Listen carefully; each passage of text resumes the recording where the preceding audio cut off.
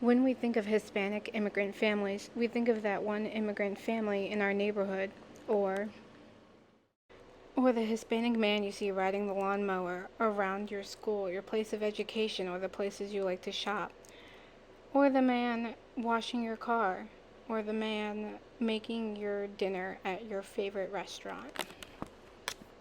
In reality, nobody talks about how the media really portrays them.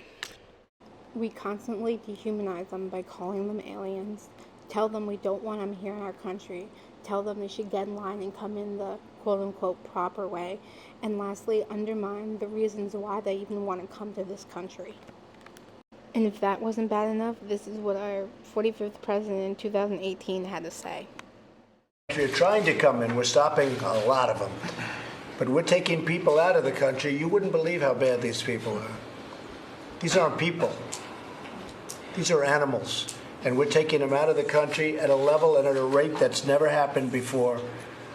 And because of the weak laws, they come in fast. We get them, we release them, we get them again, we bring them out.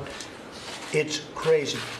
The dumbest laws, as I said before, the dumbest laws on immigration in the world. So we're going to take care of it, Margaret. We'll get it done. But that's not the reality. The reality is we need immigrants. They boost the economy and they do the jobs no one wants to do. If we look at these next two graphs, we can see all the different jobs that immigrants fill, the jobs that us Americans don't want to do. More times than not, these workers are undocumented, and instead of appreciating them, we shit on them. They do the jobs like working in the field or even sewing our clothes, and that's just the start.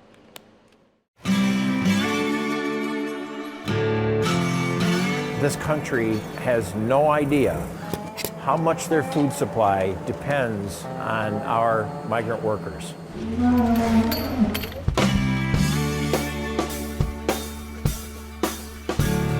Why do you think in this country there seems to be this movement toward eliminating the Latino workers who do this type of work? What do you think it really is? It's just so easy to blame these Hispanic workers for taking their jobs. Well, I can tell you, they're not taking jobs, they're filling holes. We need these people. I cannot get local workers to do the jobs that these guys are doing. And every other dairy farmer will say the same thing. Even if you look at these facts, immigrants try to be more entrepreneurial and start new businesses. Immigrants started 28% of all new businesses in 2011 and employ 1 in 10 U.S. workers. Over the past two decades, immigrants made up 30% of the growth in small business creation. Immigrants founded 18% of 2010 Fortune 500 companies, creating jobs for 3.6 million people. Both high and low-skilled immigrant laborers create additional jobs across the U.S. With immigration reform, newly authorized immigrant workers would produce enough consumer spending to support 750,000 to 900,000 jobs. Even low-skilled, non-agricultural temporary workers who come to the U.S. to fill a job that may otherwise be left open creates an average of 4.64 U.S. jobs. These low-skilled jobs are the necessary backbone to support high-skilled positions. Passage of the DREAM Act would add $329 billion to the U.S. economy and create 1.4 million new jobs by 2030. Many people like to say that immigrants don't pay taxes, but they actually boost tax and revenue and enlarge the taxpayer base and help to keep down the price of goods. On average, immigrants, including the undocumented, pay nearly $1,800 more in taxes than they receive in benefits. Households headed by undocumented immigrants paid $11.2 billion in state and local taxes in 2010.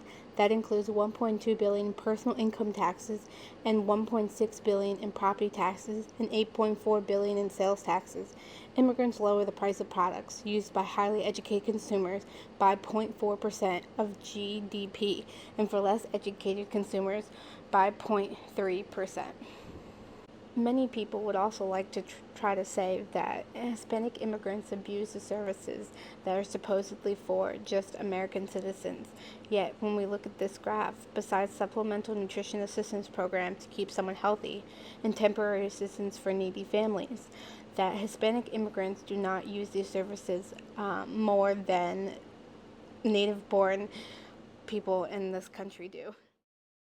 Most workers will get settled for the rest of the day or look for a place to stay. But Gomez heads right to work.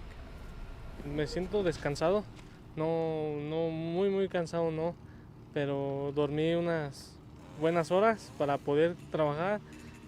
Hambre, comimos en la noche y todavía compramos algo para ahorita en la madrugada o si teníamos hambre, pero estamos listos para trabajar. Some might ask themselves, if their jobs are so dirty and demeaning, then why do they do it? This is why. I love you. I love you so much. Me pregunta por qué nos venimos. ¿Por qué me vengo?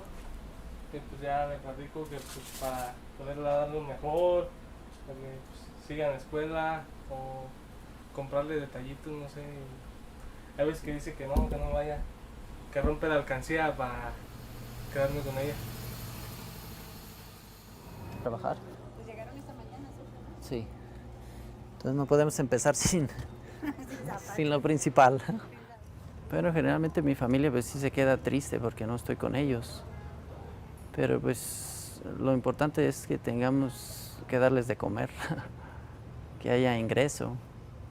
Pero sí, pues se hacen a la idea de que tienen que esperar todo ese tiempo para volvernos a ver. Que todo sea por el bien de la familia.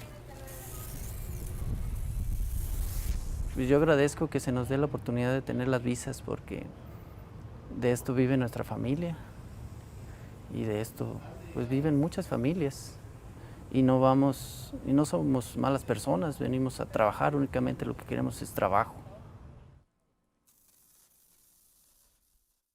We need Hispanic immigrants.